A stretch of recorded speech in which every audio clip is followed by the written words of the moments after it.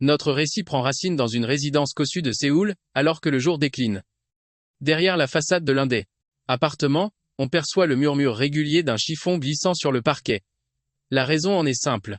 Un jeune homme, parfaitement équipé, s'acharnait à lustrer le sol jusqu'à en perdre haleine. Pourtant, avec quelques derniers gestes, chargés de détermination, il s'effondre, exténué, sa tâche enfin accomplie. Son nom est Myung, et il, qui s'est empli de satisfaction. Le grand nettoyage est achevé. Lançant un regard vers l'extérieur, plus particulièrement, sur le ciel qui s'assombrit, il esquisse un sourire, fier de son efficacité. Il ramasse alors son chiffon, se confirmant à lui-même avoir tout vérifié au moins 3 fois. Après quoi, il se rend dans une autre pièce pour un ultime labeur. Dans la salle de bain, il rince méticuleusement son outil de travail dans le lavabo. Il se regarde fixement dans le miroir, le visage empreint d'une confiance absolue. C'est alors que son regard dévie, car juste à côté, deux corps refroidissaient dans une baignoire inondée d'un liquide pourpre. Myung s'adresse alors à ses enveloppes charnelles. Il est temps de s'occuper d'elle. 11 heures après ces événements, la police a investi les lieux pour son enquête. Le lieutenant San pénètre dans l'appartement et rejoint son collègue. Il lui demande un aperçu de la situation. Son partenaire lui répond que c'est un véritable casse-tête. La fille des défunts a découvert la scène à son retour d'un voyage scolaire. Elle a immédiatement contacté la police. Désormais, le problème majeur, c'est que l'endroit est d'une propreté immaculée, que ce soit l'appartement ou même les victimes. Absolument toutes les traces ont été effacées, sans la moindre exception. Le responsable a dû rester un bon moment pour tout récurer. L'inspecteur San interpelle son partenaire. Il lui demande s'il se souvient des affaires des quartiers de Chuyol et de Sinpyeong, mais on lui rétorque que les secteurs sont bien trop éloignés, et que le mode opératoire diffère. Malgré cela, l'inspecteur souligne l'existence d'un point commun troublant. Comme ici, les scènes de crime avaient été parfaitement nettoyées. San demande rhétoriquement à son collègue ce qu'ils doivent faire, mais ce dernier semble désemparé et ne peut articuler que des balbutiements. Le lieutenant San décide, ils vont simplement éplucher ce qu'ont filmé les caméras de surveillance des 3 quartiers. Puis, ils identifieront les individus repérés dans les 3 zones, qui n'habitent pas le voisinage. Au même moment, un peu plus loin, le coupable roulait tranquillement. Alors qu'il conduit, la radio annonce un flash d'information. Selon la police, les crimes commis dans les quartiers de Chuyol, Sinpyeong, et aujourd'hui même à Jeondong, seraient tous l'œuvre de la même personne. Le profil du suspect a été établi. Diffusé sur tout le territoire national. Une récompense sera également offerte pour toute information pertinente à son sujet. La police se veut rassurante auprès du public, et se montre plus que confiante quant à l'arrestation imminente du coupable.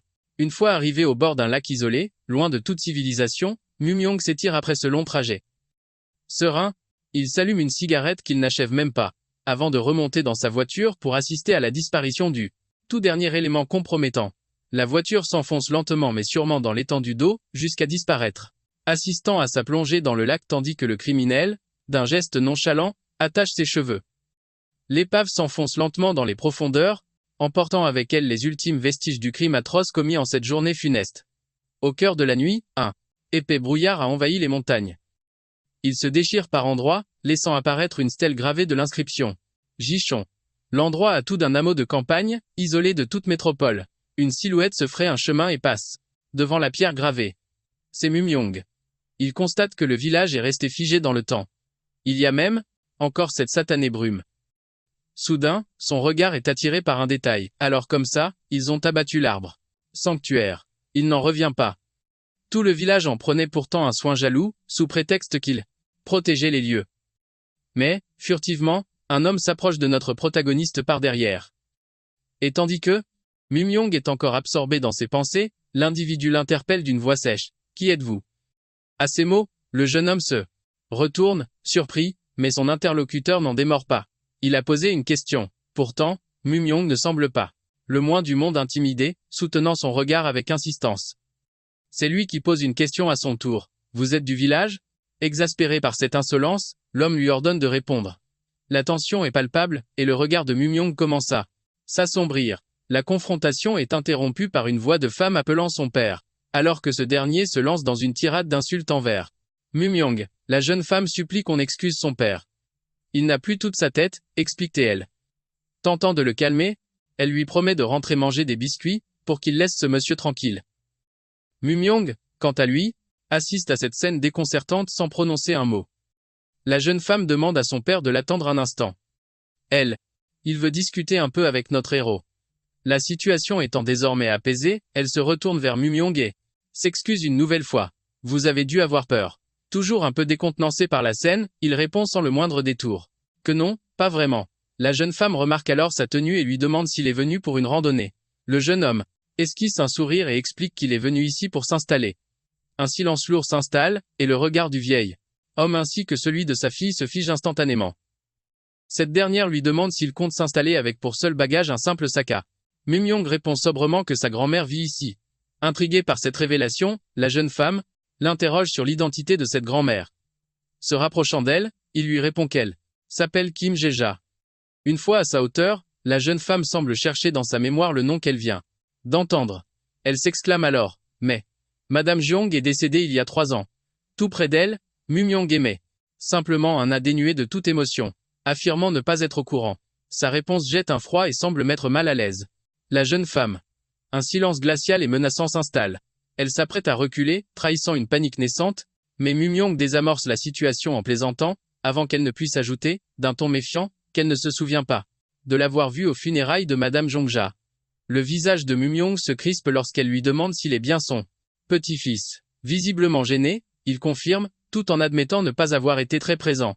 Son assurance devient moins musique, loin d'être amicale, il fait clairement savoir que cet interrogatoire l'agace. Pourtant, la jeune femme ne lâche rien. Elle veut savoir pourquoi il a manqué les funérailles, mais il lui demande si c'est vraiment si important. Elle rétorque que oui, ça l'est, surtout qu'il débarque pour s'installer ici alors que personne ne l'a jamais vu. Le jeune homme éclate de rire face à sa remarque, la laissant perplexe. Son interlocutrice lui demande ce qu'il y a de si amusant. Il répond qu'il n'était sûrement pas le seul absent, mais Mong refuse de se justifier. Il a ses propres raisons, qui sont personnelles, et si elle a des doutes, elle n'a qu'à aller interroger les anciens du village. En arrière-plan, le vieil homme un peu fou attrape soudainement quelque chose. Il se précipite vers sa fille, Gun, toujours perdue dans ses pensées, et l'exhorte à regarder sa prise. Celle-ci, paniquée en voyant un serpent, lui hurle de le lâcher, mais Mong, lui, s'amuse de la situation. Il ajoute que si elle compte interroger les gens du village, elle ferait mieux de s'adresser à des personnes saines d'esprit. Sur ce, il s'en va. Gun le suit d'un regard insistant, rempli de suspicion.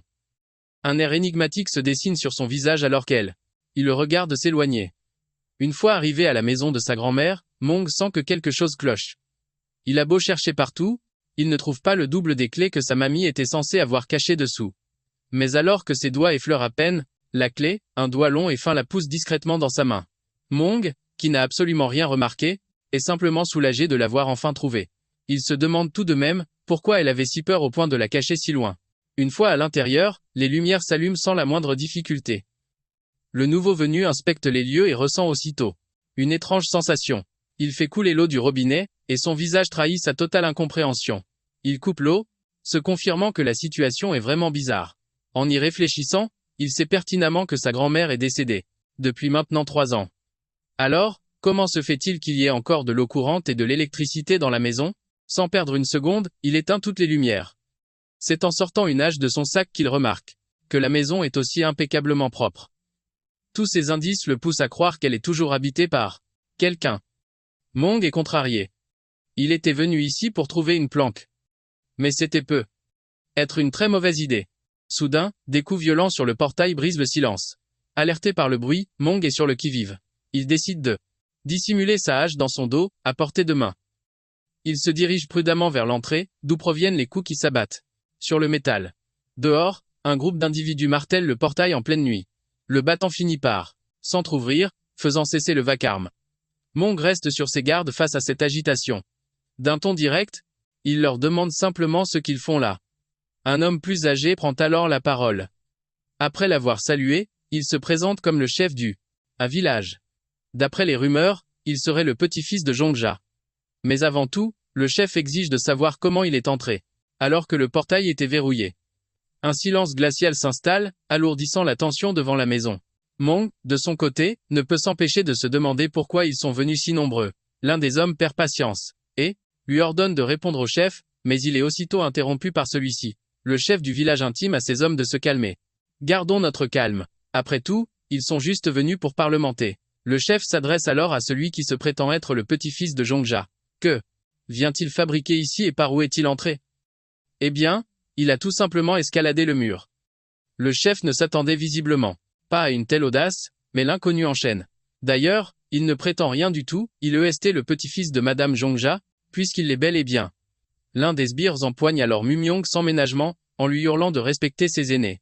Alors qu'il tente de l'intimider, sans relâcher sa poigne, Monsieur Skok de ricane. Pas la peine de s'énerver comme ça. Si vous continuez, vous allez finir par lui faire peur. Et ils ne sont pas venus pour ça, n'est-ce pas? Sauf que non, il n'a pas peur et il esquisse même. Un sourire en coin. Pure manipulation. D'un geste vif, il se libère de l'emprise du Malabar, recule la tête et lui envoie un violent coup de boule en plein dans le nez. L'agresseur s'écroule, sonné. Clairement, le nouveau venu n'est pas du genre à se laisser impressionner. Ce serait plutôt à eux de montrer un peu de respect, non? Mais quelque chose le chiffonne dans cette situation. Il vient d'en mettre un sur le carreau et pourtant, personne ne bouge, personne ne dit un mot. Attendrait-il par hasard le signal du patriarche pour réagir? Justement, le vieux s'adresse à son homme à terre, lui demandant ce qu'il attend pour se relever. Puis le chef s'avance vers Mumyong. Arrivé à sa hauteur, il lui présente ses excuses.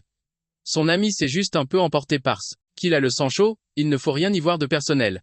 Et soudain, le visage du chef s'illumine d'un sourire. En regardant Mumyong de plus près, il le reconnaît. C'est bien le petit-fils de Madame Zhongja. Il n'a pas changé d'un poil depuis le temps. Le chef annonce alors qu'ils s'en vont. Il a eu la confirmation qu'il ne s'agit pas d'un imposteur. Au moment où ces hommes s'apprêtent à partir, Mumyong les interpelle. Une chose l'intrigue. La maison est étrangement bien entretenue. Est-ce que quelqu'un y vit encore? Ogda lui assure que non. Après tout, même sa propre famille n'a pas daigné à se présenter à son enterrement. Il précise que ce sont les gens du village qui, à tour de rôle, nettoient la maison pour apaiser son âme. Sans plus d'explications, ils s'en vont, l'affaire étant réglée. Yop chuchote alors à son chef, est-ce qu'ils s'y vont vraiment le laisser s'installer ici? Le chef se retourne, désigne la maison et demande à ses hommes de lever les yeux vers le toit. Ne le voyez-vous pas, en train de danser avec une joie débridée? Là-haut, une silhouette sinistre, arborant un sourire macabre, sautille, les bras ballants. La petite troupe du village s'en va, laissant Mumyong seul, livré à sa nouvelle demeure et à la présence qu'il habite. En retrait, dissimulé derrière le mur, Gaon a assisté à toute la scène sans se faire voir. Mumyong, lui, est plutôt amusé par ce comité d'accueil. Pas franchement chaleureux comme premier contact. C'est alors que la jeune fille accourt en l'appelant, lui, celui qu'elle prenait pour un intrus. Il se retourne, toujours sur ses gardes, et demande à la demoiselle si elle n'aurait pas une cigarette, mais celle-ci s'exclame. Elle veut savoir pourquoi le chef est parti sans rien lui faire. Mumyong est amusé. Ce serait donc elle qui a sonné l'alerte? La jeune fille, visiblement nerveuse, nie en bloc n'avoir rien fait du tout. Mumyong lui dit de se calmer. Ce n'était qu'une simple question, pas la peine de se tendre comme ça. Gaon insiste. Cependant, voulant savoir pourquoi le chef est reparti si brusquement. Le nouveau résident lui explique alors qu'aux yeux de n'importe quelle personne saine d'esprit, il est sans l'ombre d'un doute le petit-fils de Madame Zhongja. À ces mots, la jeune femme serre le poing, en lui lançant qu'il s'en mordra les doigts. Puis, elle pivote et s'éloigne, affichant une mine résolue. Mais alors qu'elle s'apprête à disparaître, son élan est coupé net. Elle lâche un long soupir, comme si elle venait tout juste de retrouver ses esprits. Elle interpelle le nouveau résident une ultime fois. Elle se dit que, vu qu'il vient à peine d'arriver, il n'a certainement pas d'oreiller. Et alors que l'homme semble dérouté par cette question inattendue, Gun lui demande de patienter 2 petites minutes. Elle insiste pour qu'il l'attende là, sans bouger, promettant un retour imminent. Sur ce, la jeune femme s'éclipse, laissant Mumyong dans la plus totale confusion. Ce dernier ne comprend absolument rien à la situation. Quelques minutes plus tard, des coups retentissent sur le portail. Mong, légèrement agacé, demande ce que c'est encore, mais Gun lui rétorque en grommelant qu'elle lui avait pourtant bien dit de l'attendre. Elle lui a apporté un oreiller et une couverture. Comme il n'a voyagé qu'avec un sac à dos, elle a deviné qu'il n'en avait sûrement pas. Mais Mong, toujours sur la défensive, lui demande, faussement surpris, pourquoi elle fait tout ça. Il se justifie en expliquant qu'il trouve son comportement étrange. Après tout, leurs échanges n'ont pas vraiment été cordiaux jusqu'ici. Gan réfléchit quelques instants à cette remarque. Elle explique alors que c'est pour s'excuser de ne pas l'avoir cru quand il affirmait être le petit-fils de Madame Zhongja. Elle s'est mise à sa place, et avoue qu'elle aurait été blessée, que quelqu'un doute de ses liens de parenté. Elle lui fourre alors l'oreiller dans les bras en insistant pour qu'il le prenne. Une fois les affaires entre les mains du nouveau résident, La jeune fille s'empresse de déguerpir. Elle fiche cependant sa course, arrêtée par le regard de son nouvel interlocuteur. Elle jette un ultime regard derrière elle, puis musique elle s'enfonce à travers les bois, s'éloignant du chemin principal. Mais Mong, lui, affiche un air chargé de méfiance après cette soirée pour le moins étrange. De retour à l'intérieur de sa nouvelle demeure, le jeune homme examine avec suspicion les affaires que Gun lui a apportées. Après un moment de tension, quelque chose le perturbe dans ce qu'il a sous les yeux. Il se demande bien ce qui a pu déclencher un élan de gentillesse aussi absurde et injustifié. Pour apaiser ses doutes, il décide de déchirer les affaires pour en avoir le cœur net. Une fois l'oreiller mis en pièces, il reste là un moment, muet, devant sa fond découverte. Tenant une espèce de ticket dans sa main, un sourire des plus sinistres vient orner son visage, une fois ses doutes confirmés. Le lendemain matin, l'ambiance sinistre de la veille s'est dissipée en même temps que la brume. Les péripéties de la veille n'empêchent pas Mumyong de faire ses exercices matinaux. Il profite de sa série de pompes pour analyser et réfléchir au curieux cadeau de Gun.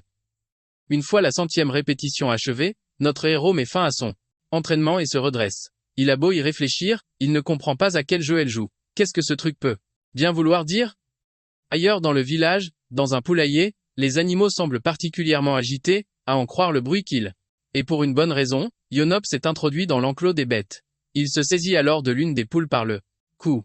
En refermant la grille, le volatile à la main, un homme lui demande d'un ton agacé ce qu'il fabrique. Le jeune malfrat le salue, le sourire aux lèvres. Il répond nonchalamment qu'il prend juste un poulet, sur ordre du chef. Le vieil homme s'emporte. Pourquoi diable prend-il encore un dé? Tiens, il se plaint de lui en avoir déjà donné un la dernière fois. Il monte le ton et lui hurle d'aller en chercher en ville. Il en a assez. Qu'on le lui subtilise. En retour, une question glaciale lui est posée. Ose-t-il contester les directives du chef? Song-Shik rétorque, l'air intimidé, que le chef a bien exigé un poulet, et non une simple illustration. C'est alors que Yon remarque que ce vieux débris vient de mettre la main sur le volatile. Eh bien, à moins qu'il n'en ponde un lui-même, il devra se satisfaire de celui-ci. De retour avec Mumong, qui poursuit sa routine matinale par un jogging en lisière du village. Son esprit, cependant, est ailleurs, visiblement toujours tourmenté par les récents événements. S'accordant une pause, il se retrouve complètement à bout de souffle. Son endurance n'est plus ce qu'elle était. L'idée d'arrêter de fumer lui traverse l'esprit, mais son attention est captée par des vociférations et des injures qui fusent droit devant. En contrebas, la querelle entre les deux villageois pour la possession du fameux poulet fait toujours rage. Le vieux Sangchi soutient mordicus à Yonseop qu'il n'a rien acheté en ville et exige de TN. L'argent en compensation. Mais à bout de nerfs, le voyou utilise le poulet comme une massue contre le vieil homme. Ce dernier s'écroule, tétanisé par la violence de l'assaut. Mais une silhouette se dresse soudain à ses côtés. Le visage de Yon se fige et toute sa colère s'évapore instantanément devant la personne qui l'aperçoit. Le chef du village a été témoin de toute la scène, ce qui a pour effet immédiat de transformer le caïd en un agneau bègue. L'ancien, Saogda, se contente de foudroyer Yonseop du regard, en silence. Ce dernier, cherchant à gagner du temps, prétend être venu voir ce qui se tramait. Saisi par la panique, l'homme détourne les yeux et se perd en justifications confuses. Le chef, pourtant, lui rappelle distinctement lui avoir ordonné de se tenir à carreau les jours de brume. Et voilà qu'il le surprend à commettre des actes qui risquent fort de contrarier leur mère. La tension s'étant un peu apaisée, l'ancien demande à Sangchi si tout va pour le mieux. Celui-ci répond par l'affirmative. Devenant fébrile et agité, Yon demande ce qu'il doit faire pour apaiser la mère. Il supplie qu'on lui dise comment se racheter. Saogda émet le souhait de dédommager Songshik en échange du poulet. Mais ce dernier assure que ce n'est pas la peine. Saisi d'une panique intense, Yonseop supplie qu'on lui indique la marche à suivre. Mais l'ancien se retourne, le visage impitoyable. Il lui ordonne de réfléchir par lui. Même, il a commis une faute. Il doit en assumer les conséquences. De son point de vue surélevé, Mumong assiste à une scène des plus déroutantes. Alors que, mais il est prêt à recevoir son châtiment, le suppliant de ne pas s'emporter. Et laissant l'homme expier ses fautes, le chef ordonna à Songshik de se dépêcher de le suivre. Encore sous le choc de la scène, ce dernier marmonne qu'il arrive. Une fois toute cette clique enfin partie, Mong se demande à voix haute depuis quand ce patelin est devenu si animé.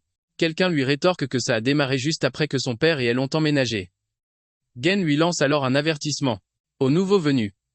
Il ferait mieux d'éviter de fourrer son nez dans leurs histoires et de simplement regarder ailleurs. Ce dernier se contente de la dévisager d'un air suspicieux. Elle lui demande alors ce qu'il fabrique, planté là. Un peu plus loin, Mang l'interpelle à son tour. Quelle mouche l'a piqué depuis la veille? Gen ne semble pas saisir. Le jeune homme insiste alors pour savoir pourquoi elle lui colle autant au basque. Eh bien, celle-ci rétorque que c'est simplement parce qu'il est un nouveau résident du village. Mais Mong ne saisit toujours pas le lien. Gen s'agace de sa lenteur d'esprit. Elle s'inquiète pour lui car il va vivre ici, un point c'est tout. Cette explication fait sourire le en nouveau venu, qui plonge alors la main dans sa poche. En extrayant le fameux bout de papier, il lui demande si c'est pour cette a raison qu'elle a glissé ça sous son oreiller. Devant son air surpris, il la met au pied du mur en s'approchant doucement d'elle. Il se décrit comme quelqu'un de méticuleux, et par-dessus le marché, qui n'accorde pas sa confiance facilement, surtout pas à ceux qui se montrent trop aimables. Il a eu beau se creuser la tête, impossible de comprendre, vu qu'il n'a pas la moindre idée de ce que ce talisman signifie. Il exige donc de savoir pourquoi elle l'a dissimulé là. Jen affiche un air à la fois craintif et embarrassé. Si elle lui avoue la vérité, est-ce qu'il la croira? Il lui répond que tout dépendra de ses explications. La jeune femme révèle alors que le talisman protège des esprits. Libre à lui d'y croire ou non. Mais le village en est rempli. Donc, si Mong a bien tout suivi, elle a planqué ce talisman au cas où un esprit viendrait lui rendre une petite visite. Lançant un regard sombre, il s'empresse alors de déchirer le papier. Stupéfaite, Gen lui demande à quoi il joue. Le jeune homme répond qu'il ne se fie tout simplement à personne, et que de surcroît, les superstitions, très peu pour lui. Enfin, il la remercie quand même pour la bonne intention, même si c'est pour le protéger de fantômes. Sur ces mots, Mong regarde le talisman en morceaux, puis le laisse tomber au sol. Vu qu'il est en miettes, il est bon pour la poubelle, n'est-ce pas? Le jeune homme s'en va alors sans un regard en arrière. Si jamais il croise un spectre, il hurlera à l'aide en espérant qu'elle rapplique. Impassible face à son humour grinçant, Jen le regarde s'éloigner, sans prononcer un mot. Le soir tombe, et l'obscurité enveloppe l'inquiétant village. Sanshik est assis dehors, affairé à une tâche bien précise. Il est en train d'affûter une longue lame de cuisine. Il semble toujours rongé par la rage des événements de la journée. Ce satané morveux a osé lever la main sur lui. Pas une seule excuse. Il se chie dessus devant le patron, mais lui, on le traite comme un moins que rien et ça le rend dingue. Sanshik est à bout de nerfs, ce petit con se croit au-dessus de lui. Son regard croise alors un paisible poulet qui vaquait à ses occupations. Levant sa lame fraîchement aiguisée, Sanshik abat son couteau sur le cou de la volaille. Ses yeux traduisent toute la haine et la fureur enfouie en lui. Contemplant sa lame, il confirme qu'elle est enfin prête. D'une finesse redoutable. Le reflet de la lame renvoyait le visage d'un vieil homme qui avait perdu la tête, arborant un rictus. Démentiel, il murmure que ce sera un présent exquis pour cet enfoiré de Yonop. Plus tard, sous le voile de la nuit, près de la demeure de sa cible, des ombres se faufilaient. Sanshik avait décidé de faire une petite visite surprise à la petite frappe qu'il avait malmenée plus tôt. Résolu, il l'interpelle sans détour. « Eh oh, t'es là ?»« C'est Sanshik, je suis devant ta porte. » Il feint de s'excuser pour cette heure tardive, prétextant une urgence. Brandissant sa lame fraîchement affûtée, il prétend être là pour récupérer l'argent du poulet. Tout en forçant la poignée, le dément demande à son jeune ami s'il se cache à l'intérieur, ses yeux brillant d'une lueur complètement folle. À bout de patience, il essaie d'enfoncer la porte en beuglant. C'est alors que Yonop surgit derrière lui, stoppant net Sanshik dans son élan. Meurtrier. Il lui demande ce qu'il fabrique à secouer sa porte en pleine nuit, mais son regard se pose aussitôt sur le couteau. Il a interpellé le vieil homme, lui demandant s'il avait perdu la boule. Ce dernier a esquissé un sourire satisfait en voyant son précieux Yonop enfin rappliqué. Le jeune Kaïd était dégoûté par cette scène. Le vieux schnock comptait vraiment le saigner avec cette lame? Il a insisté, essayant de convaincre Chic de reprendre ses esprits et de rentrer à la maison avant de mettre leur mère en rogne. Mais ça n'a fait que renforcer sa détermination. Le vieil homme était furax de voir que Yonop ne craignait que le chef et leur mère. Ce dernier a alors toisé son agresseur. Après tout, il n'était plus de la première jeunesse et loin d'être impressionnant. Chic s'est alors jeté sur lui en beuglant, le couteau en avant. Yonop n'arrivait pas à croire qu'il passait réellement à l'acte. Il a toutefois réussi à esquiver la lame d'une pirouette et à saisir fermement le bras du papy. Yonop a réussi à neutraliser son assaillant et à bloquer son arme blanche. L'adrénaline a grimpé en flèche. Il a compris que Sanshik avait disjoncté et cherchait sérieusement à lui faire un trou dans la peau. Il a balayé d'un revers son agresseur. Il a ensuite projeté le vieux dément au sol de toutes ses forces. La lame s'est finalement échappée des mains de Somch. Yonop a réalisé que la situation était critique et qu'il avait frôlé la catastrophe. Le fusillant du regard, il a exigé des explications du vieil homme. Il l'avait traité avec respect, et en retour, l'autre essayait de l'envoyer 6 pieds sous terre. Il a écrasé le pif de Chic en guise de punition. Yonop s'est dit qu'une bonne raclée devrait lui remettre les idées en place et le ramener sur terre. Il s'est alors mis à tabasser le vieil homme. Le silence de la nuit a été brisé par ce règlement de compte à l'aube. Chez Mumyong, ce dernier, tout courbaturé, est sorti pour s'étirer un bon coup, mais une visiteuse inattendue poireautait manifestement devant sa porte. Gans est retournée au quart de tour en entendant le grincement du portail. Sans perdre une seconde, elle a hélé le nouveau venu, qui ne s'attendait pas à la voir si tôt. Clairement encore dans le brouillard, il lui a demandé ce qu'elle lui voulait. La jeune femme a répondu qu'une réunion se tenait au village. Mais Mong ne voyait pas le rapport avec lui. Elle lui a alors balancé que ça le concernait directement. Le jeune homme n'a pas pigé pourquoi on ferait une réunion à son sujet. Sans lui donner d'explication, Gan lui a agrippé le bras, entraînant vers le village, affirmant qu'il n'avait plus le temps de parlementer. Tout le monde les attendait depuis un bon moment. Bien qu'il se soit laissé faire, Mong restait sur ses gardes. Une fois le chemin parcouru, ils sont tous les deux arrivés à la salle commune du village. Juste avant d'ouvrir la porte, Gan a interpellé le nouveau résident. Peu importe ce qu'ils diront, elle lui a conseillé de hocher la tête et de ne surtout pas faire de vagues. En poussant les portes du conseil de GGN, les deux jeunes gens ont été accueillis par un comité d'hommes, dont certaines têtes ne leur étaient pas inconnues. Le chef a pris la parole, se réjouissant de le voir enfin débarquer. Mais Mong est resté perplexe face à la mise en scène. Le vieux se prenait pour le roi du pétrole ou quoi? Gan lui a flanqué un coup de coude pour qu'il la ferme. Allant droit au but, il a interpellé le chef. Il voulait savoir pourquoi on l'avait fait venir, ça avait bousillé sa précieuse routine. Sortant son paquet de clopes, il a attendu. Le chef, monsieur SDA, s'est dit terriblement navré pour le dérangement. Une tension palpable s'est installée alors que tous les regards du conseil étaient braqués sur leurs invités. Le chef, lui, continuait de tirer sur sa cigarette, l'air de rien, sans se préoccuper de la fumée. Reprenant un air grave, il a demandé à Mumong quel rôle il comptait jouer au sein du village. Au grand étonnement de Gaen, le jeune homme rétorque avec une insolence teintée d'ironie, prétendant ne pas comprendre de quoi il parle. Eh bien, puisqu'il est si jeune et robuste, le vieux chef lui suggère de participer à la sécurité du village, aux côtés de Yonseop et Seoko. Sans même prendre la peine de discuter, Mumong décline l'offre d'un ton glacial, laissant monsieur Sogda impassible face à ce camouflet. L'atmosphère dans la pièce s'alourdit instantanément, tout comme les regards assassins qui se posent sur notre héros. Même Gain, d'habitude si expressive, reste pétrifiée devant l'aplomb du nouveau venu. Elle est si abasourdie qu'elle ne remarque même pas que Mumong tourne déjà les talons, lâchant que la campagne, c'est fait pour se la couler douce. Le chef, lui, le regarde s'éloigner en allumant une clope, imperturbable, tandis que ces hommes, eux, explosent de rage face à une telle insolence. Ces derniers exigent qu'ils soient chassés du village sur le champ. Pas question de tolérer un parasite parmi eux. Un regard glacial, et le chef leur ordonne de se taire. À ces mots, tous deviennent silencieux, leur visage blême trahissant une peur panique. Le chef les rassure. Leur mère saura faire bon usage de ce petit arrogant. Mais au fait, il ne voit pas son chic. Pourquoi n'est-il pas venu à la réunion? Il interpelle Yonseop. Serait-il au courant de quelque chose?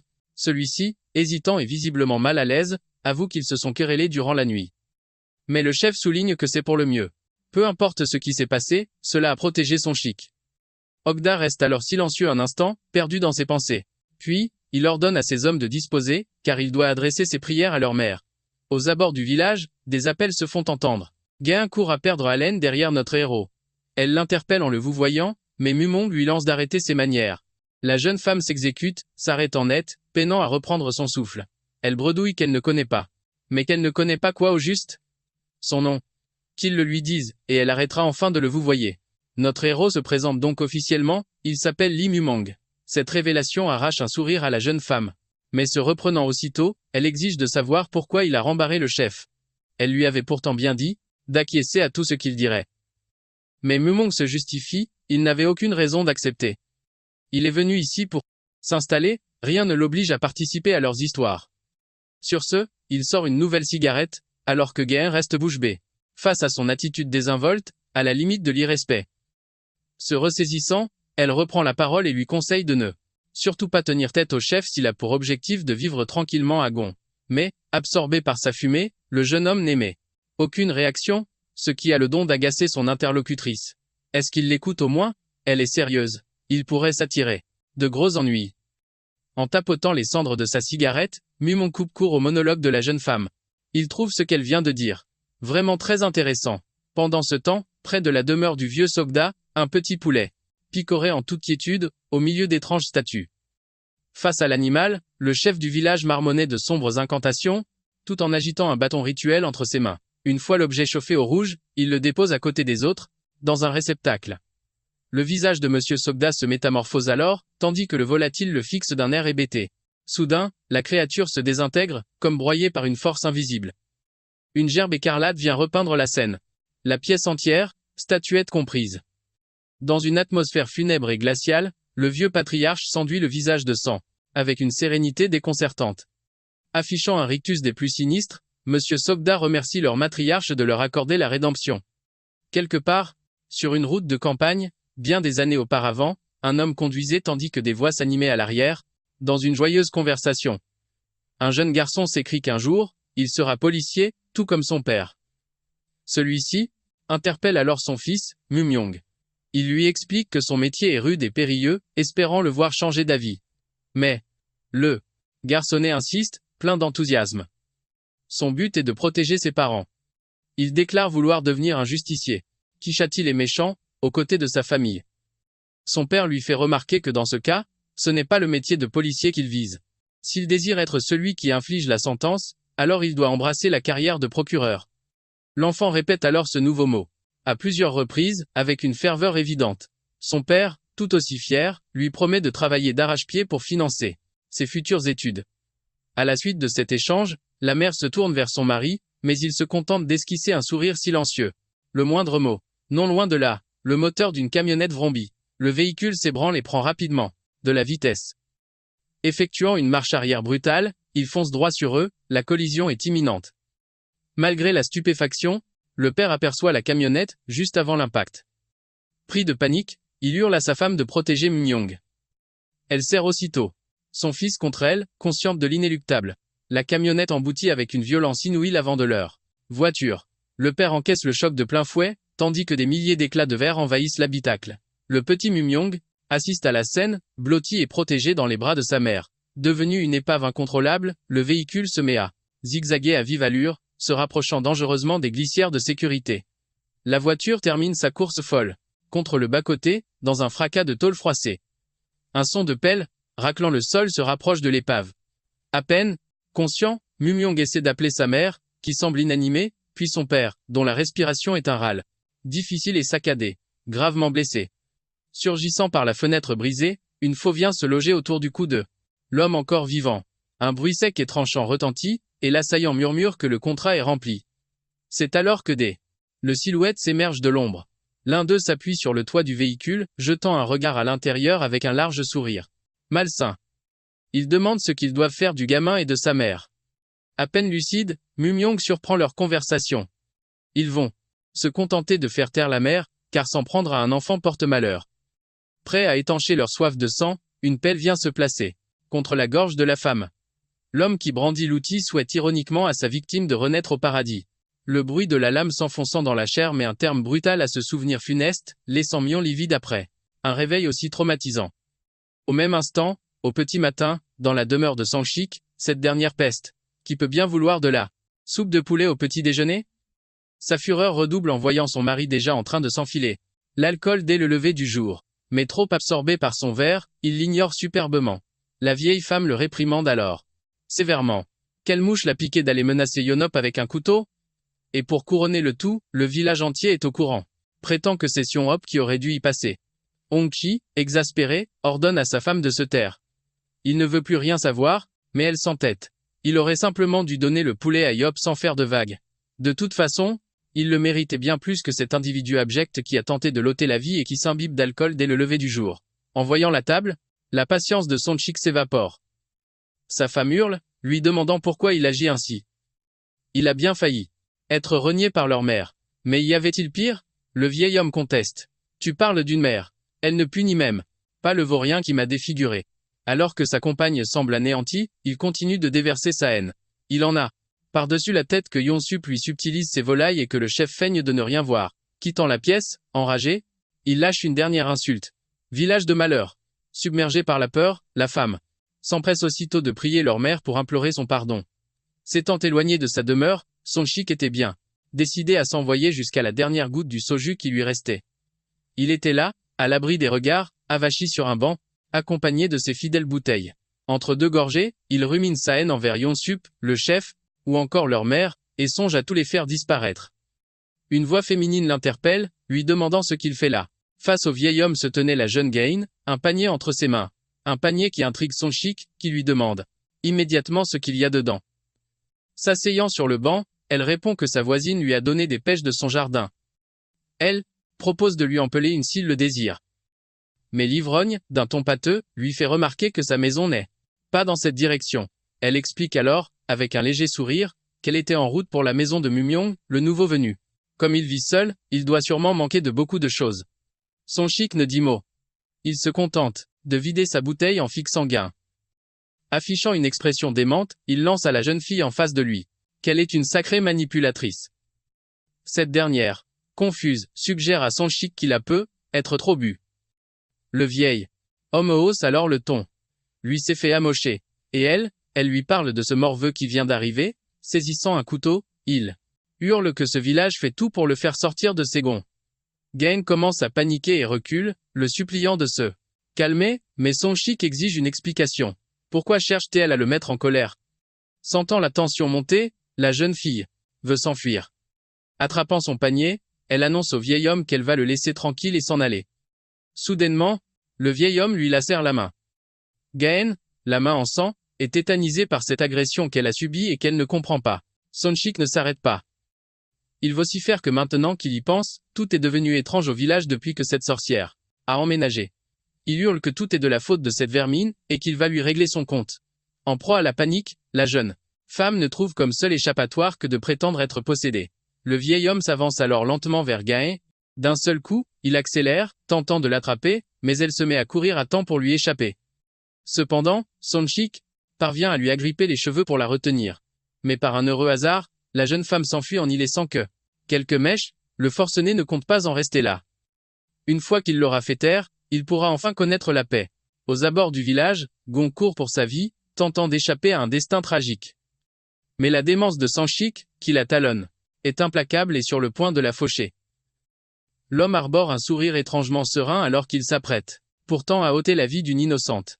Heureusement, la pente de la route lui offre un bref répit, lui permettant de creuser l'écart avec son poursuivant. Ralenti par son âge et sa corpulence, le vieil homme ne lâche rien. En larmes, la jeune femme est perdue. Son voisin agit comme s'il était sous l'emprise d'un démon. L'épuisement la gagne, mais à force de courir, elle aperçoit enfin une habitation. Puisant dans ses dernières réserves pour rejoindre la maison, elle jette un regard terrifié derrière elle et martèle le portail de toutes ses forces. Elle supplie qu'on lui vienne en aide. Le désespoir et la terreur à leur comble, elle hurle le nom de Mumyong, encore et encore. Mais tandis qu'elle implore qu'on la laisse entrer, son bourreau la rattrape. Ses cris d'effroi s'éteignent soudainement. Le couteau de Sonshik brandi, il ne lui murmure qu'une seule chose, il espère pour elle une renaissance au paradis. Face à ces paroles, Gon sans tout espoir l'abandonner, ses larmes coulant sans fin. Le démon se jette alors sur la jeune femme en vociférant son nom. Dans un dernier souffle d'espoir, elle crie une ultime fois le nom de Mumyong. Cependant, juste derrière, Sonshik est bien décidé à exécuter sa sentence. Et alors qu'il pousse un hurlement de démence, Go, les yeux clos, laisse échapper un cri de pure terreur. C'est alors qu'une sandale volante vient percuter en plein le visage de Foi, son agresseur. Le vieil homme vient de se faire stopper net par Mumyong, à la stupéfaction totale de Gaon. Encore sous le choc, son regard se tourne vers son sauveur, qui, lui, a l'air parfaitement imperturbable. Sonshik, quant à lui, s'écrase lourdement au sol. Sortant visiblement de la douche, Mumyong demande ce qui justifie un tel raffut. De si bon matin. Toute tremblante, Gon lui explique que ce vieil homme a essayé de la poignarder sans aucune raison. Elle ajoute qu'elle ne comprend pas, elle le connaît, et ce n'est absolument pas dans ses habitudes. Mais le regard de Mumyong est soudain attiré par la blessure de Gon. Sans un mot, il lui saisit le bras. Pour la toute première fois, le jeune homme fait preuve de sollicitude. Il recouvre sa plaie en lui disant que ça laissera une marque. C'est alors qu'il entend une vieille voix s'élever dans son dos. Il avait complètement zappé que ce parasite avait emménagé ici. De nouveau sur pied, le couteau à la main, Sonshik est ravi. S'il les liquide tous les deux, ça résoudra tous les problèmes d'un seul coup. Face à une telle obstination, Mumyong laisse échapper un soupir d'exaspération. Ce village est vraiment devenu un lieu de dingue pour qu'un Vieillard agite un couteau devant sa porte au saut du lit. Sans se laisser impressionner, il ignore complètement le forcené. Il demande à Gaon si elle a besoin d'aller à l'hôpital, mais elle lui répond que ça ira, la coupure ne semble pas si profonde. Pendant ce temps, les démons intérieurs de Sanshik lui hurlent de les planter sur le champ. Ces morveux l'ignorent et se paient sa tête, alors qu'il est armé. Ayant visiblement perdu la raison, le vieux villageois reste là, à marmonner. Des paroles confuses, la tête baissée. Puis soudain, il se redresse et fixe ses proies avec une intensité glaçante. Son regard devient alors vide, comme si toute trace de raison l'avait quitté. Il fonce à nouveau sur eux, hurlant qu'ils renaîtront au paradis. Mais Mumyong, la serviette nonchalamment posée sur l'épaule et devant le regard médusé de la jeune femme, exécute un mouvement vif et précis, fulgurant de son bras. La serviette détrempée de Mumong vient s'écraser en plein sur le visage de Sanshik. Le vieil homme encaisse le choc de plein fouet, mais notre héros n'avait pas l'intention d'en rester là et enchaînait déjà. Il décoche un coup de pied surpuissant dans le buffet de Sanshik. Mumong sortait clairement vainqueur de cette confrontation. Son agresseur s'effondre au sol, inerte comme une poupée de chiffon. Problème réglé. Il se tourne vers Jen pour lui demander ce qu'elle va faire. Maintenant. Mais au moment où il tourne le dos à un Sanshik qu'il croit, a raison, hors d'état de nuire après un tel traitement, le vieillard se redresse doucement, en silence, le visage ensanglanté. Jen, le voyant, le désigne du doigt mais la terreur lui noue la gorge, l'empêchant de crier. Mumong, lui, n'imagine pas une seule seconde que le vieil homme, qu'il vient de mettre KO, est déjà sur ses pieds. Sans un mot, Sanshik se met à dévisager les deux jeunes. La scène, devant la maison de Mumong, devient surréaliste, digne d'un film d'horreur. Le jeune homme était pourtant certain que la puissance de ses coups aurait dû le neutraliser pour de bon. Alors, comment ce vieil homme amoché peut-il encore tenir sur ses jambes? Mumong passe à l'action, la réflexion attendra. Il prend appui en glissant sur le sol et décoche une droite foudroyante en pleine mâchoire de Sanshik. Mumong en est convaincu, celle-là, il a dû la sentir passer. Pourtant, dans sa chute, le vieillard tente de lui crever les yeux. Mais grâce à ses réflexes vifs, notre héros esquive de justesse la tentative d'aveuglement.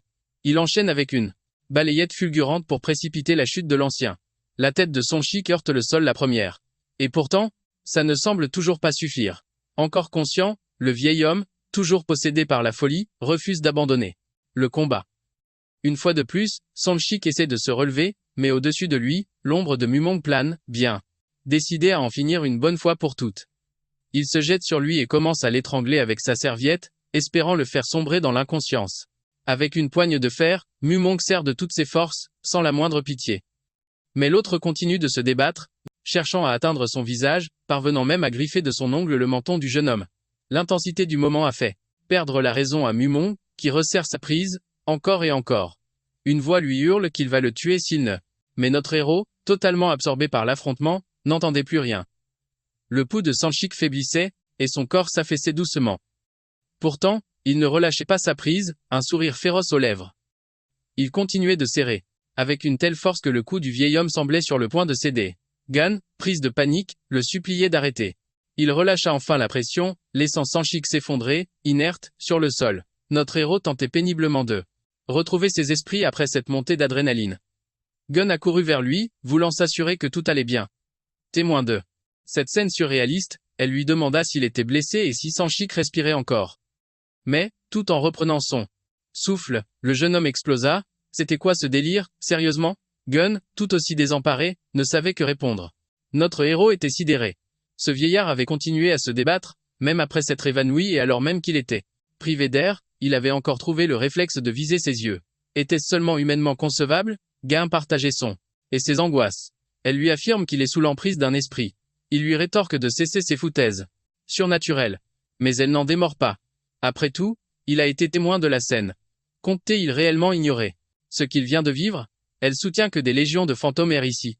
Soudain, une goutte de sang perle de sa blessure et vient s'écraser au sol, juste devant les chaussures usées de la jeune femme. Le liquide carmin se met à émettre d'étranges particules d'un noir abyssal.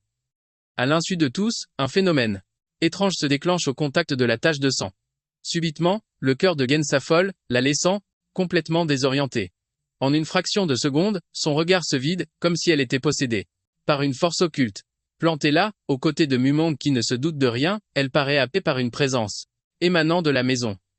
Reprenant ses esprits, elle pivote d'un coup dans cette direction. Sans la moindre hésitation, elle pique un sprint vers l'intérieur, laissant Mumong planté là, sans la moindre explication. Il a beau essayer de l'interpeller, elle a déjà franchi le portail. Lui qui était venu ici pour trouver un peu de quiétude, se retrouve au bord de la crise de nerfs. Franchissant le portail à son tour, il demande, passablement irrité, à son invité ce qu'elle fabrique. Il n'a aucun souvenir de lui avoir donné la permission d'entrer. Gen était là, immobile, fixant des particules ténébreuses qu'elle seule, et semblait percevoir. Elle se met alors à gratter la terre frénétiquement à cet endroit précis. Témoin de ce comportement aberrant, Mumong est sur le point de perdre patience. Pourquoi diable creuse-t-elle dans son jardin sans autorisation? Arborant une expression terrifiée, Gen lui explique que quelque chose est enfoui ici.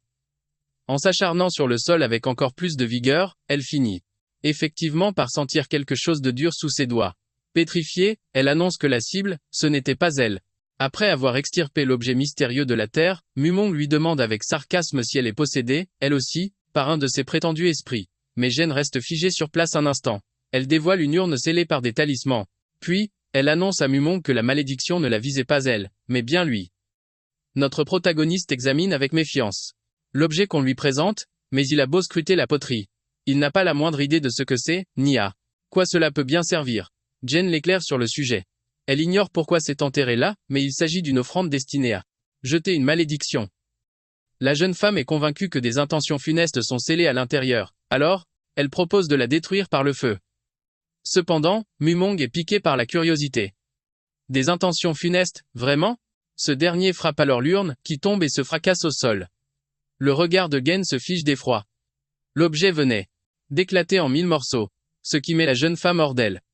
Elle hurle, lui demandant pourquoi il a fait ça. Cependant, son cri s'éteint dans sa gorge en découvrant le contenu de l'urne. Mumong, quant à lui, fidèle à lui-même, semble sérieux, mais pas le moins du monde inquiet. À l'intérieur gise une tête de poulet décapitée et du riz imbibé de sang. Gen, abasourdi, lui rappelle qu'elle voulait la brûler. Alors pourquoi l'a-t-il brisée? Ce à quoi le jeune homme rétorque qu'il était simplement curieux. L'attitude de Mumong exaspère la jeune femme. Il faudrait qu'il fasse un effort, et qu'il comprenne la gravité de la situation. La situation est critique. Pourtant, avec une insouciance déconcertante, Mumong s'éloigne, marmonnant qu'il fera de son mieux. C'est alors que tout bascule. Le regard de Gun se fige, pétrifié par ce qu'elle aperçoit. Une ombre noire, étrange et menaçante, s'extrait des grains de riz dispersés au sol. Sans crier gare, une forme spectrale semblable à une griffe fonce droit sur Mumong, que Gun tente d'interpeller. Notre héros finit par se retourner, totalement inconscient du péril imminent. La menace se désintègre alors en un instant, juste sous les yeux d'un Mumong complètement ahuri. N'ayant absolument rien vu, il se tourne vers la jeune femme et lui demande ce qui se trame encore. Elle reste bouche bée, sidérée par la scène. Comment cette aura de mort a-t-elle pu se volatiliser ainsi? De retour devant la demeure, il se retrouve désemparé, ne sachant quelle direction prendre. Malgré son état second, ce diable de Songshik s'était évaporé, abandonnant derrière lui sa serviette comme seul indice. Gun propose d'alerter les villageois, une fois que sa main sera soignée. Puis, à la grande surprise de celle-ci, il ajoute qu'elle semble capable de percevoir des choses invisibles aux autres. Après tout, n'a-t-elle pas deviné l'emplacement exact de l'urne? Sans oublier cette histoire de talisman contre les mauvais esprits. Gun est déconcerté par sa remarque, lui qui prétendait ne pas croire à toutes ces sornettes surnaturelles. Mumong se défend, expliquant être simplement intrigué. Pendant ce temps, dissimulé dans un buisson non loin, Songshik les écoute, ayant enfin repris ses esprits. Il peine à croire qu'il a été possédé. Prenant ses jambes à son cou, il réalise qu'il doit absolument déguerpir de ce village. Il doit fuir pour sauver sa peau. De retour au village, au cœur de la salle de réunion, Monsieur SDA récapitule.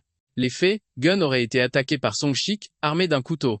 Les deux jeunes gens font maintenant face au conseil des anciens. Mumong sent bien que ces derniers ne sont absolument pas convaincus.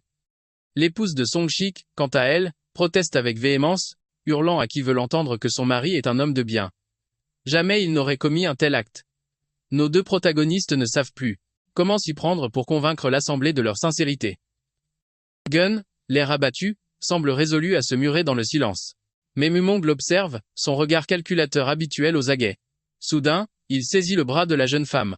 Ne voit-il donc pas ce bandage? Le vieil homme lui a lacéré la main, et sans son intervention, elle aurait pu y passer. Le chef Ugda veut bien leur accorder le bénéfice du doute, mais une question demeure, où est donc passé Songshik? Mumong explique avoir soigné la main de Gun chez lui et qu'à leur retour, l'homme s'était déjà évanoui dans la nature. Le chef ordonne alors à ses hommes de main de quadriller le secteur pour le retrouver. Tandis que la petite troupe se met en marche, le chef affirme ils ramèneront ici. Il se tourne ensuite vers Gun pour savoir quelle suite elle souhaite donner à cet incident. Mais l'épouse de l'accusé prend de nouveau la défense de son mari, accusant les jeunes de chercher à le calomnier. Ne recevant aucune directive contraire du chef, Yonkoko et ses hommes s'apprêtent à partir. Mumong, cependant, arbore une mine qui trahit son mécontentement face à la tournure des événements. Et cela n'échappe pas à Gun. Son expression change, elle semble soudain habitée par une nouvelle détermination, prête à donner sa réponse au chef. Alors que le chef assure que ses hommes s'occuperont de Songshik, Gun l'interrompt d'une voix claire. Il faut appeler la police. À ces mots, les deux hommes de main s'immobilisent. Sur le visage de Mumong, pour la toute première fois, se peint une expression de stupeur totale. Elle insiste, d'un ton sans appel. Il s'agissait d'une tentative de meurtre, et la police doit être saisie de l'affaire. Contactée. Mais toute sa confiance s'évapore en un instant.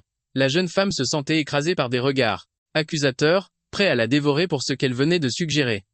Monsieur SDA tire une longue bouffée sur sa clope. D'un ton pesant, il répond que si c'est vraiment son souhait, alors il s'exécutera. Ga s'empresse aussitôt de s'éloigner de Mumyang, complètement terrorisée.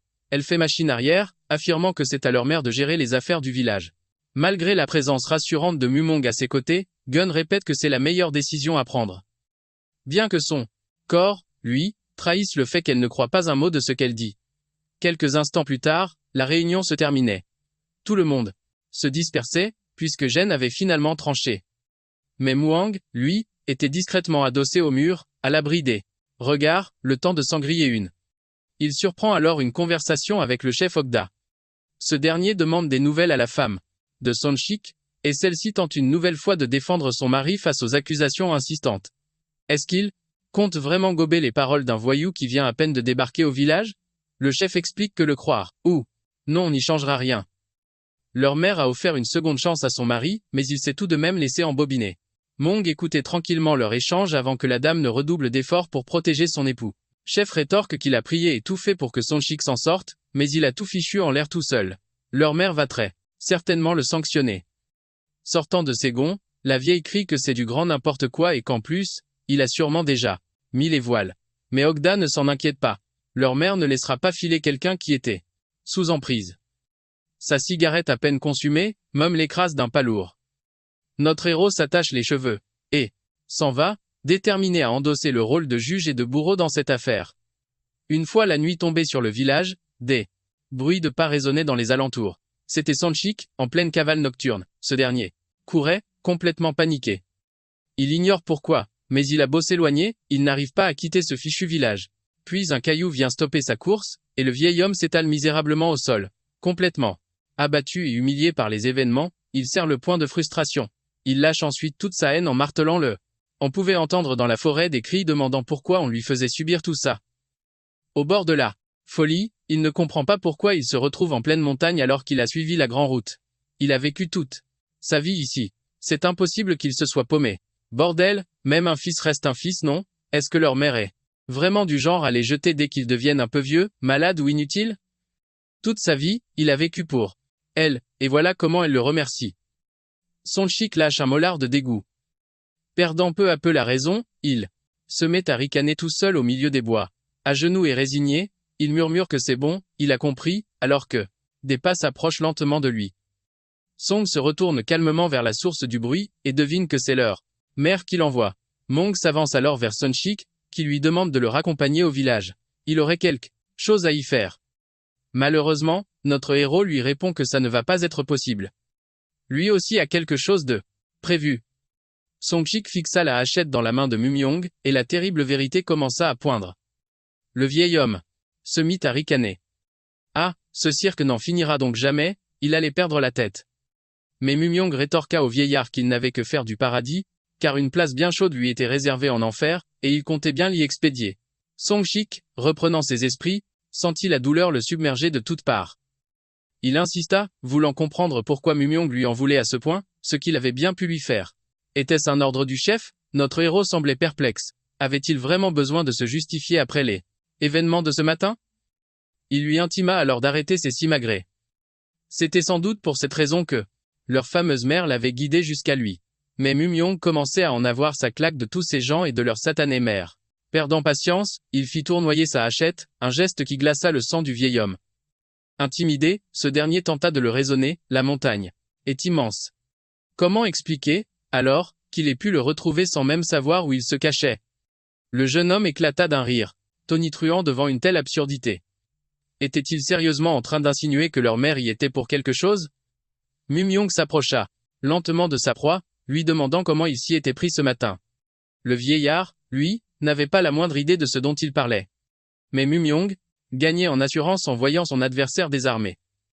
Song Shik haussa le ton, jurant qu'il ne savait absolument rien, qu'il avait tout oublié. Notre héros continua son avancée lente et calculée. À bien y réfléchir, peu importait la vérité. Il s'en contrefichait. Song Shik l'observait, abasourdi, le regard vide, jusqu'à ce qu'un bruit sourd de chair transpercée le ramène brutalement à la réalité. Mumyong venait de lui planter la hache dans le bras, avant de lâcher que, décidément, toute cette situation l'amusait au plus haut point. D'ailleurs, ça doit piquer un peu, non? Pourquoi ne dit-il rien? La douleur finit par arracher un hurlement à Song Shik. Très amusé par la scène, Mumyong lui demanda ce qu'il attendait pour détaler. Un peu plus loin, d'autres personnes étaient justement à la recherche de Song Shik. Seoko répétait les instructions du chef. Il était sûrement coincé quelque part dans la montagne, mais il s'interrompit, réalisant l'immensité des lieux. Son acolyte, plus costaud, rétorqua que si le chef les avait envoyés ici, ce n'était pas pour rien. Ils allaient forcément le retrouver, il fallait juste rester aux aguets. L'instant d'après, le hurlement de Song Shik déchira le silence de la montagne.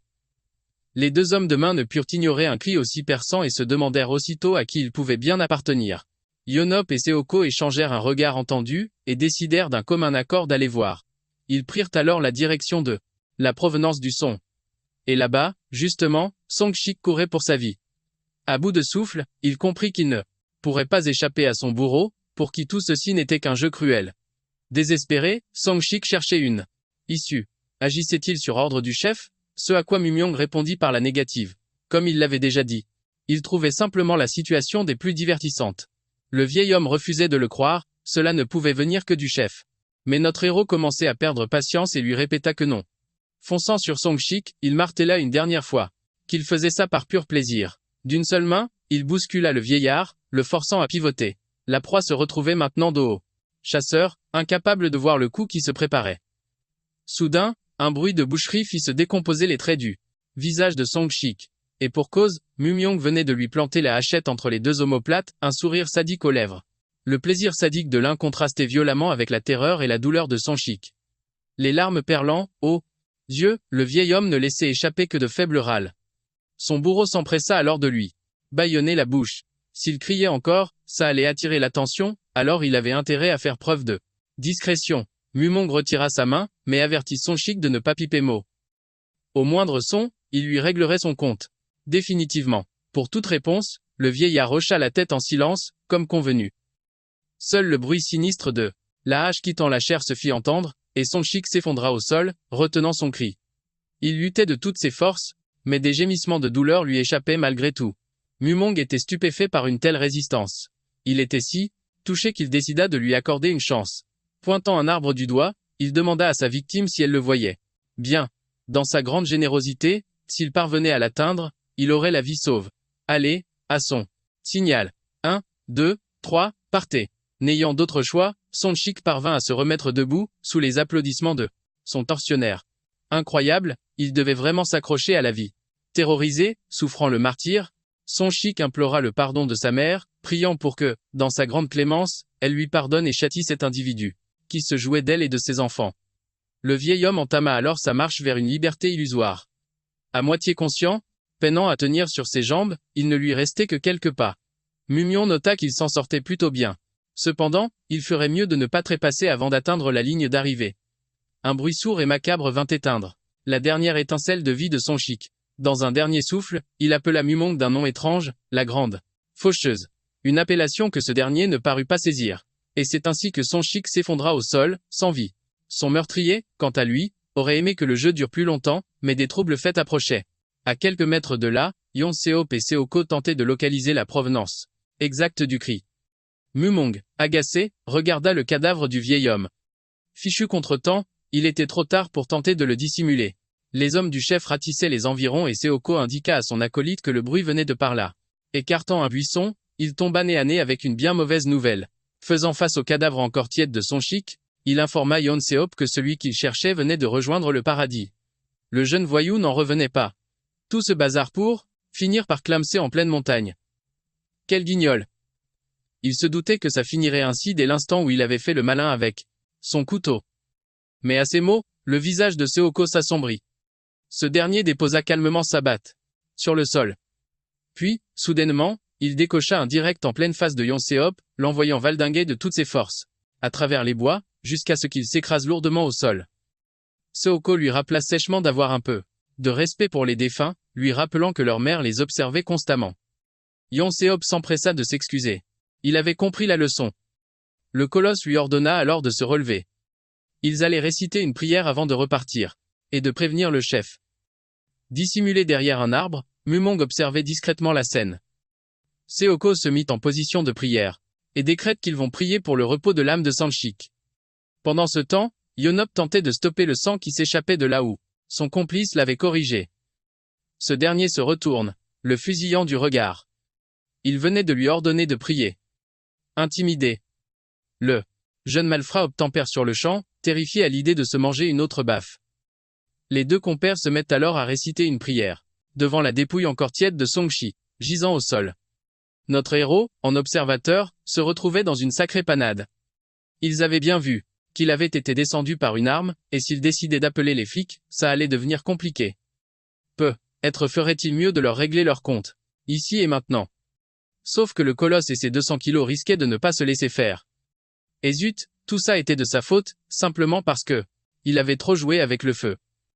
Son acolyte passe un coup de fil au chef du village pour l'informer qu'ils ont retrouvé Sonshik. Sauf que il était déjà froid quand ils ont mis la main dessus, et tout laissait penser à un meurtre. Au bout du fil, l'homme se contente d'acquiescer à ce qu'on lui rapporte. Une fois la conversation terminée, Yeonop demande quelles sont les nouvelles directives du chef. Son partenaire lui explique qu'ils doivent faire disparaître le corps par le feu pour apaiser son esprit. Il pige tout de suite où il veut en venir. Non. Officiellement, Sonshik n'a jamais été retrouvé, son sort reste un mystère. C'est à ce moment que Mumong récapitule les faits dans sa tête. Falsification de preuves et dissimulation de cadavres. Un large sourire aux lèvres, il se dit que voilà deux très beaux chefs d'accusation qui méritent une punition exemplaire. De retour aux abords du village de Kchon, notre héros avançait l'air de rien sous le clair de lune, en direction de chez lui. Enfin, à un détail près, il affichait une expression jubilatoire. Sur son chemin, il tomba sur Gaon, qui semblait l'attendre patiemment. Évidemment, ce détail n'échappa pas au regard affûté de Mumong. La jeune femme se retourne, surprise par son salut. Elle lui demande d'où il vient comme ça, ce à quoi il rétorque qu'il était en ville. Il lui demande alors si, par le plus grand des hasards, ce n'était pas lui qu'elle attendait là, sans rien faire.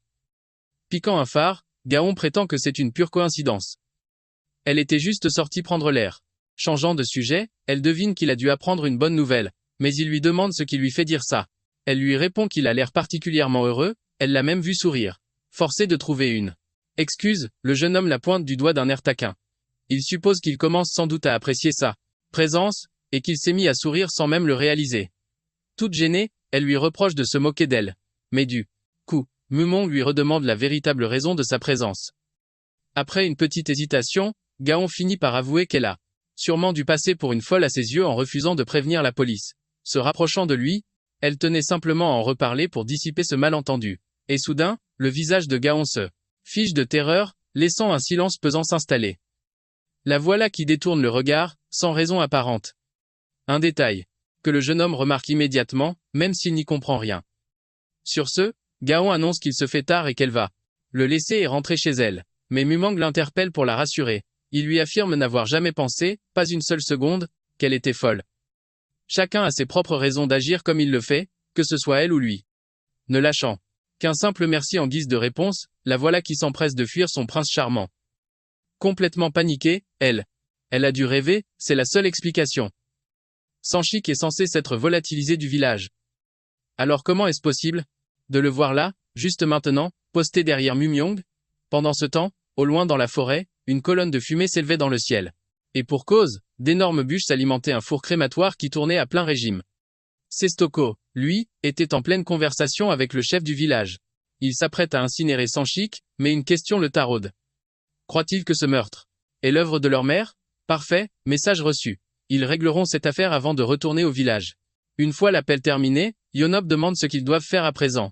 Sestoko lui explique que leur mission est de récupérer les cendres de Sanchik après la crémation, pour ensuite les disperser au sommet de la montagne en direction du village. Une tâche qui déplaît déjà à son acolyte. Ça va leur prendre toute la nuit. Le Malabar demande alors à Sestoko, qui, à son avis, a bien pu tuer Sanchik. S'il fallait parier, il mettrait toute sa mise sur ce salopard de nouveau venu. Pour lui, c'est une certitude. C'est une évidence. Face au silence pesant de son regard, le colosse finit par soupirer d'exaspération avant d'interpeller son partenaire, visiblement perplexe. Il lui demande ce qui cloche, posant sa main massive, une vraie patte d'ours, sur son épaule. Sestoko lui suggère que dans leur intérêt commun, il vaudrait mieux ne pas trop se poser de questions. Pour désamorcer la tension, Yonop change de sujet et propose d'aller boire un verre une fois leur besogne terminée. Pendant ce temps, du côté du vieux SDA, l'appel achevé, se tenait devant l'autel sacré, ressassant les événements qui lui avaient été rapportés. Il se demandait qui avait bien pu commettre un tel acte, mais surtout, comment se faisait-il que lui-même n'ait rien vu venir? Un bâton ensanglanté à la main, il invoque sa mère. Il la supplie de lui révéler le pécheur qui souille le village de sa présence. Il l'implore de lui montrer le visage de celui qui s'est attaqué avec une telle cruauté à son enfant. Et soudain, son esprit est submergé de visions des villageois défunts. Il revoit Sanchik, un couteau à la main, juste avant sa visite impromptue chez Yonop. Il le revoit, couvert de sang, contemplant le poulet décapité gisant au sol, avant d'esquisser un sourire qui trahissait sa folie. Il avait ramassé la tête fraîchement tranchée de l'animal pour la déposer, avec du riz, dans une urne rituelle. Une fois cet étrange présent préparé, le dément s'était entaillé la main avec un large sourire, afin d'imbiber de son propre sang le contenu de l'urne et de l'y mélanger. Une chose est certaine, il tirait une immense satisfaction de l'exécution de son plan. Le chef du village revient enfin à lui, secoué par cette vision. Tentant de se ressaisir, il comprend enfin pourquoi il était aveugle à tout cela. C'est Sanchik qui a lancé une malédiction. Mais sur qui? Et dans quel but? Il envisage alors une possibilité qui le terrifie au plus haut point. Serait-il possible que leur mère se soit débarrassée de Sanchik après l'avoir utilisé pour ses propres desseins? De retour sur la route du village, quelqu'un interpelle Gan. C'est Dao, qui lui propose de la raccompagner. Il se fait tard, mais elle décline son offre. Ça ira, merci. Elle connaît tout le monde ici, elle ne risque absolument rien. Lui saisissant l'épaule, le jeune homme insiste, arguant qu'il est dangereux de se promener seul la nuit. Il exige de l'accompagner, mais elle retire vivement son bras de son emprise, un geste qui ne semble pas lui plaire. Sans se démonter, il lui demande alors pourquoi elle réagit de cette manière. Aurais-je fait quelque chose de travers? Dao en vient à craindre que si quelqu'un la surprenait dans cet état, on pourrait penser qu'il lui a causé du tort. La jeune femme s'excuse alors, pour ne pas l'offenser. S'apprêtant à repartir, elle prend congé, mais l'homme se dit contrarié par son attitude. Au fait, une autre chose, est-ce que Jen a songé à la proposition qu'il lui a faite? À ces mots, cette dernière éclate d'un fou rire et se contente de lui lancer un simple revoir. Une réponse qui, visiblement, ne satisfait pas Dao. Lui saisissant le bras, il l'empêche de s'éloigner. Se faisant bien plus pressant, il martèle être des plus sérieux. Il prétend pouvoir subvenir à ses besoins, ainsi qu'à ceux de son père. Peu rassurée, la jeune femme le supplie de cesser. Son malaise est palpable. Mais face à son insistance, une voix retentit et lui hurle de ficher le camp. Le père de Jen déboule, un balai à la main, exigeant qu'on laisse sa fille tranquille. C'est peu être dû au fait qu'il a un peu perdu la tête, mais il semblait particulièrement remonté. Gen était loin de s'imaginer le trouver dehors. Quant à Dao, il était bien embêté. Il comprenait devoir en rester là pour ce soir. Il prend donc la tangente pour éviter de se prendre un coup de balai. Le vieil homme, hors de lui, hurle au fuyard de ne plus jamais importuner sa fille, ou il le paierait de sa vie. Une fois l'intrus parti, la jeune femme rassure son père, lui disant qu'il peut désormais baisser son balai. Mais au fait, comment a-t-il su qu'elle se trouvait là? Le vieil homme lui explique qu'il avait une envie de biscuit, mais comme il doit attendre sa permission, eh bien, il s'est mis à la chercher partout. Pinçant tendrement la joue de son père, Gen se dit qu'il doit vraiment adorer ses biscuits. L'homme, plein d'espoir, lui demande alors s'il peut en avoir un. Ce que sa fille accepte, mais un seul, et pas un de plus. Pendant ce temps, du côté de notre héros, une fois rentré chez lui, Le voilà dans son jardin, en train d'observer le trou creusé par Gen, se demandant qui a bien pu enfouir cette urne à cet endroit précis. Mais le plus déroutant, c'est comment cette femme a pu savoir qu'elle était enterrée ici. Une chose est certaine, c'est que quelqu'un s'est introduit chez lui et a agi dans son dos, ce qui a le don de l'irriter. Mais soit, retournant à l'intérieur, il ne peut s'empêcher de trouver la situation cocasse. Au moins, il ne risque pas de s'ennuyer par ici. Et voilà que, malgré l'heure tardive, quelqu'un se met à tambouriner à son portail. Monk se dit que c'est sans doute encore Gen. Tournant les talons, il n'a aucune envie de discuter. Il part prendre sa douche. Mais à travers le portail, Chilbok l'aperçoit et se met à hurler. Elle sait pertinemment qu'il est là. Elle frappe encore plus fort contre le portail, lui ordonnant d'ouvrir sur le champ. Notre héros n'a plus d'autre choix. De l'autre côté, il lui demande ce qu'elle veut. La femme, hors d'elle, exige de savoir où est passé son mari, choc. Finissant par ouvrir la porte, notre héros, torse nu, affirme n'en savoir absolument rien. Et d'ailleurs, pourquoi diable saurait-il? Le visage de Chilbok se crispe en apercevant Monk. Pourquoi diable a-t-il l'air si satisfait? Ce dernier se justifie en expliquant que c'est le comportement de cette femme qui le fait sourire. Il ajoute que son mari a tout de même poignardé quelqu'un, et pourtant, elle prend sa défense. Pire encore, alors que lui-même est aussi une victime dans l'histoire, la voilà qui le questionne comme s'il était le coupable. Une telle attitude est des plus risibles, ne trouve-t-elle pas? Soudain, la voilà qui s'agrippe à notre héros. Haussant le ton, elle le traite d'insolent. Depuis quand serait-il une victime, lui? Il a l'air en parfaite santé, non? Alors qu'il cesse de se faire passer pour ce qu'il n'est pas. En victime. Ah, mais on pige enfin pourquoi elle a débarqué ici. Impossible pour elle de continuer à se voiler la face en voyant son homme blessé, saisissant à son tour la main de l'aïeul.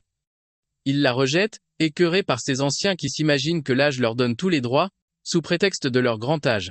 Il met les poings sur les i. Son mari les a agressés, Gag et lui, une lame à la main, avec la funeste intention de les faire passer de vie à trépas. Si notre héros avait eu un seul moment d'inattention, il ne serait même plus de ce monde pour discuter avec elle, pourtant, il est bien là. Poursuivant sa mise au point, il lui fait comprendre qu'elle n'a absolument aucun droit de venir lui hurler dessus. En réalité, c'est elle qui devrait implorer leur pardon. Il lui demande si le message est bien passé. Chilbok finit enfin par présenter ses excuses. En larmes et à moitié sonnée, elle murmure qu'elle n'est pas une folle agissant sans réfléchir. Mais par pitié, elle le supplie de lui dire où est son mari, s'il a la moindre idée. Notre protagoniste a déjà clarifié les choses lors de l'entrevue. Le vieil homme avait déjà filé avant même qu'il ne quitte la demeure. À ces paroles, la voilà qui s'effondre en larmes, tel un enfant réclamant son dû. Mais notre héros, lui, luttait de toutes ses forces pour ne pas éclater de rire, tant la situation l'amusait au plus haut point.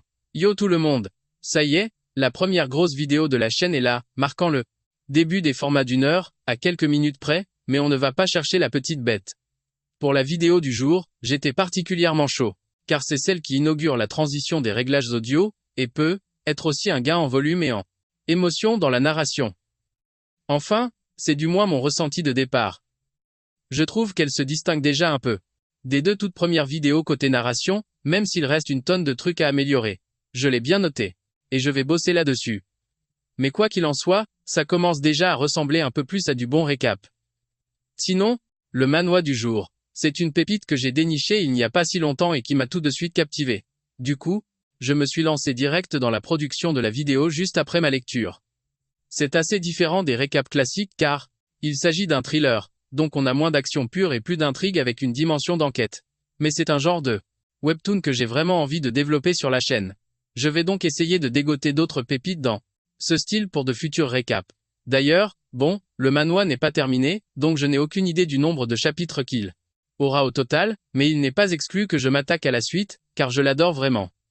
Du coup, dès que j'aurai un petit créneau, peut être début 2026, on verra pour sortir un épisode 2. Sinon, pour les prochaines vidéos, ça fait plus d'1 mois que je n'ai pas eu une seule seconde pour enregistrer la narration. J'espère donc que ça ne va pas ralentir les prochaines sorties, même si pour l'instant, j'ai encore un peu d'avance sur mes projets, donc ça ne devrait pas impacter la chaîne, du moins je le crois. Ce qui signifie que d'ici fin novembre, une nouvelle vidéo de plus d'1 heure débarquera. Va repartir sur du manhwa de chasseur bien classique pour quelques vidéos. Et sur ce, je pense avoir fait le tour. Alors écoutez, je vous remercie d'avoir visionné cette vidéo, et je vous donne rendez-vous à la prochaine. Allez, salut, ciao!